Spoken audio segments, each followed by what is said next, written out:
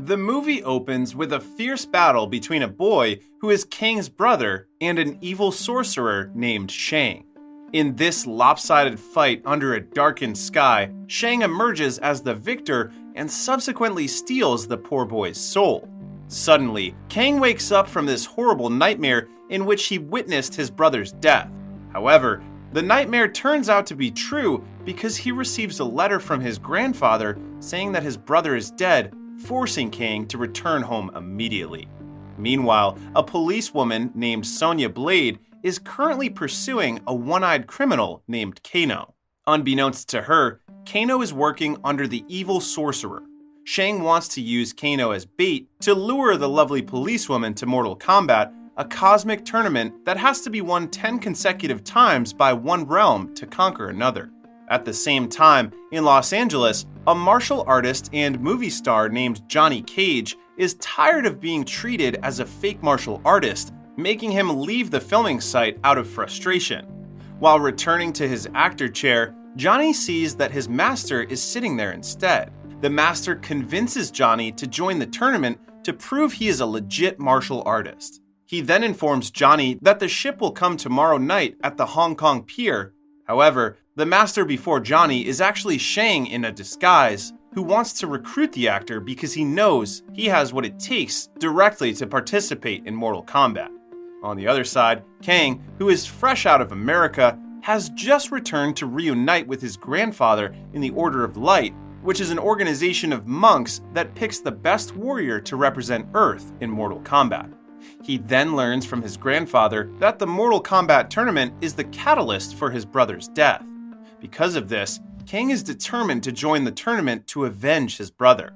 He haphazardly announces to the Order of Light that he will attend Mortal Kombat, but they immediately reject it because they believe he is still not up for the task. At this point, a godlike figure named Lord Raiden appears in front of the monks wearing some clothing that belongs to a beggar. He then reprimands Kang for what he is about to do simply because he is fueled by vengeance rather than the noble goal of saving the world. Kang naively thinks that Raiden is just a mere beggar, which is why he does not want to attack him. But being called a scaredy cat really provokes him, so he thoughtlessly lunges toward him but ends up being flipped over. Infuriated by everything, Kang decides to join the tournament even without the Order's blessing and consent. And so, the three key players are now gathered the following night at the Hong Kong pier, each with a different agenda in mind. Johnny wants to prove he's not a fake artist, Kang wants to avenge his brother's death, and Sonya, who is still unaware of the existence of the tournament, is just there to kill Kano. In their first meeting, the egotistic Johnny mistakes Kang for a dock worker, instructing him to move his baggage. Finding this disrespectful, Kang dumps the actor's things into the sea. While everyone is waiting, a large old wooden ship suddenly emerges out of the fog. This turns out to be their boat to get to the tournament, and the fighters immediately get on board. From a distance, Sonya is observing whether or not Kano is one of the men boarding the ship.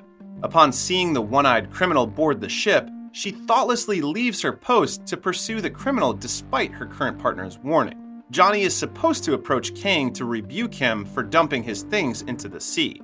Instead, he bumps into Sonya, who asks for Kano's whereabouts. Learning that Johnny has no idea who she is talking about, Sonya proceeds below the ship, followed by Johnny and Kang.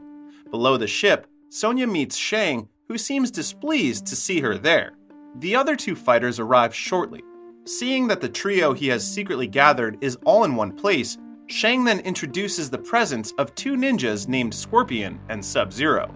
Without a warning or a reason, the two ninjas immediately assume their battle stances, with Sub-Zero even freezing Sonya's gun and Scorpion showing his other worldly weapon in his hand. Fortunately, Raiden swoops in and zaps the two ninjas just before they can make a move against the trio. He then criticizes the evil sorcerer for deviously placing the trio's lives in danger even before the tournament has commenced. Shang apologizes for this and leaves, although he does not look remorseful at all. Seeing Raiden's electrifying entrance earlier, Kang now believes that he is the real godly figure.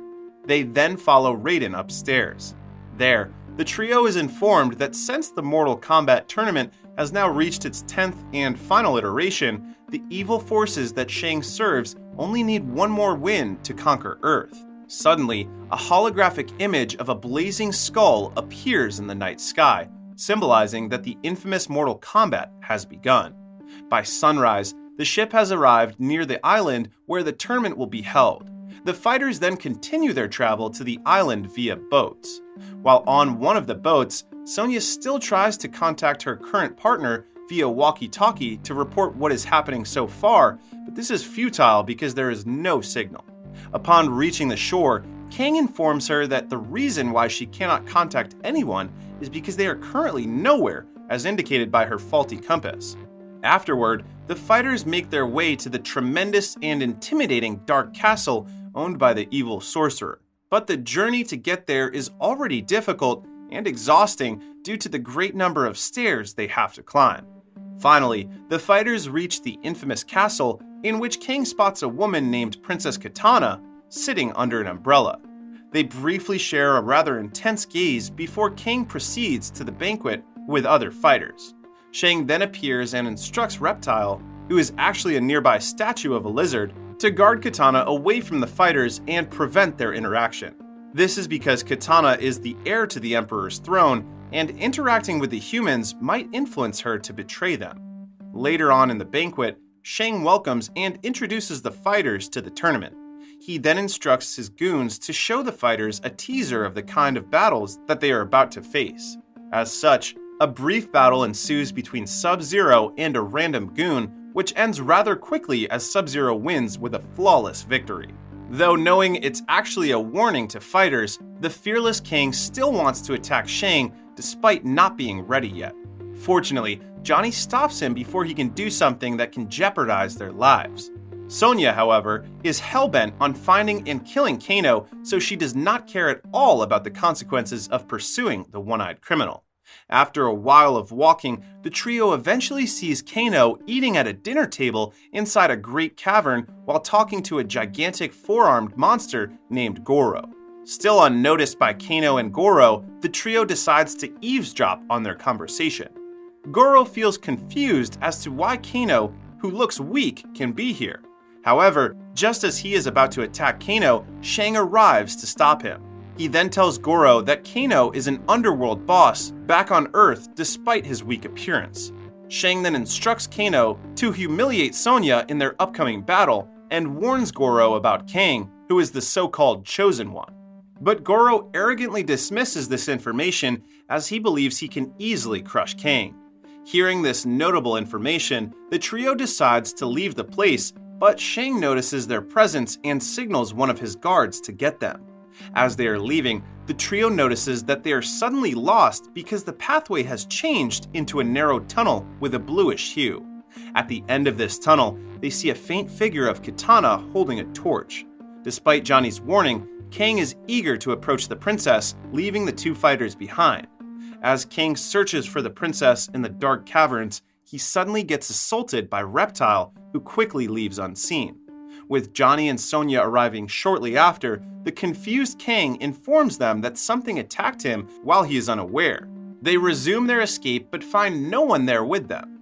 After walking through a cobwebbed pathway, the trio realizes that they have gone back to the cavern. Suddenly, enemies from all sides arrive to attack them, but the three easily beat them. After the battle, Raiden comes out of nowhere, praising them for their show of strength and teamwork. He then assists the trio out of the cavern because another round of enemies is coming. According to Raiden, Shang can join the tournament anytime he wants, and that fighting against him feels like fighting 100 men due to the many souls he collected. The next day, Kang is the first one to fight as the tournament officially starts. His opponent is a black martial artist. After trading punches and kicks, Kang emerges as the victor, and Shang quickly takes the soul of the loser. The next to fight is Sonya. While she is warming up, Shang informs her that her enemy is Kano, causing her to be laser-focused for the match. At the beginning of the battle, Kano shows Sonya a knife, which was used by him to kill her partner. Kano thought he could demoralize her, but instead, she is motivated by anger.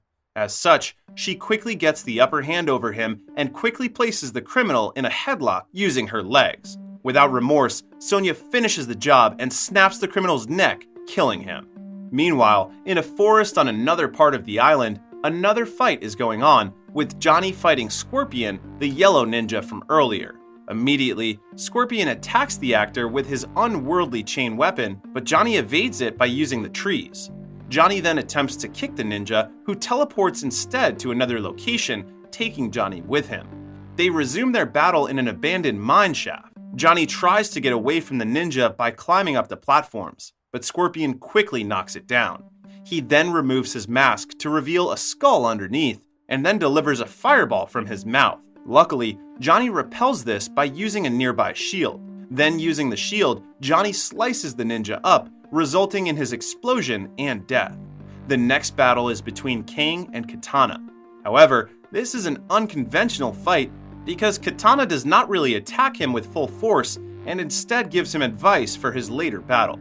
She then allows herself to lose, which makes Shang really disappointed.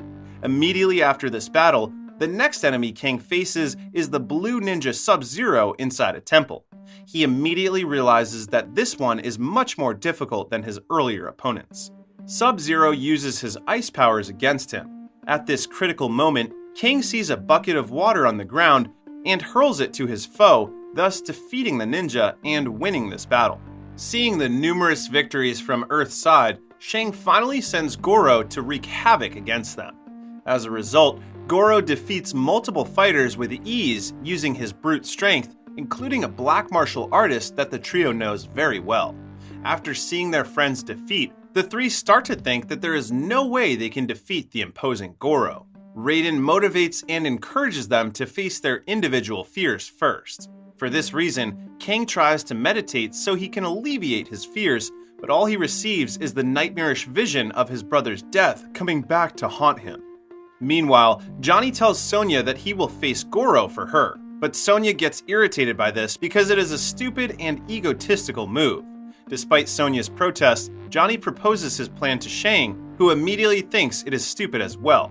However, he grants Johnny's request on the condition that he can challenge whomever he wants after the battle, and Johnny accepts the condition. Raiden tries to interfere with the deal, but it is already too late.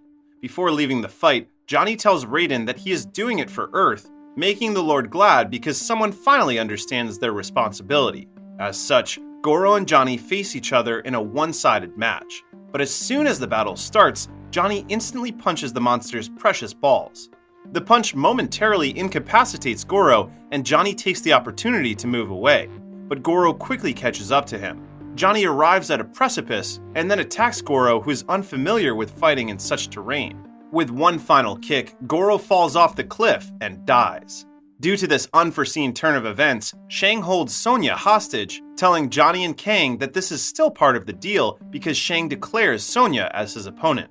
The evil sorcerer then transfers Sonya to another dimension. Raiden informs the two that Shang has headed back to Outworld. Upon learning this, they proceed to rescue their comrade. In the Outworld, which is grim and dark, Kang notices that something is following them in the shadows. He then snatches a camouflaged reptile from the walls and throws it to the chest of a nearby statue. For some strange reason, the statue devours Reptile and becomes one with the creature, transforming into a green ninja that quickly attacks the unprepared Kang.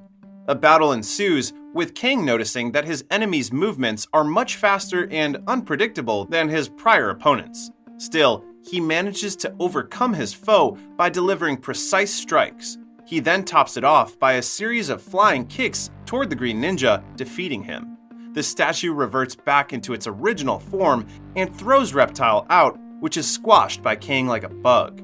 After this battle, Katana appears out of nowhere and asks Kang to follow her. The princess reveals that her parents were the rightful ruler of Outworld before the Emperor's ruthless takeover. If the fighters lose this final Mortal Kombat, the grim state of the Outworld will absolutely happen to Earth.